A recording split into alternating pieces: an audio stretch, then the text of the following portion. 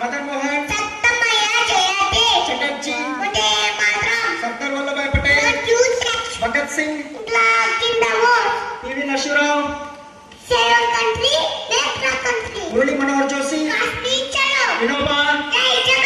ಬಾಲ ಗಂಗಾಧರ ತಿಲಕ್, ಇಕಬಾಲ್, ದಯಾನಂದ ಸರಸ್ವತಿ, ಭಾರತೇಂದು ಹರಿಶ್ಚಂದ್ರ,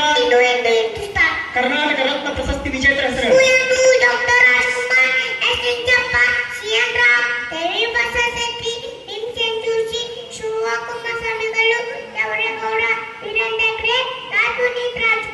ಜ್ಞಾನಪೀಠ ಪ್ರಶಸ್ತಿ ಪುರಸ್ಕೃತರ ಹೆಸರುಗಳು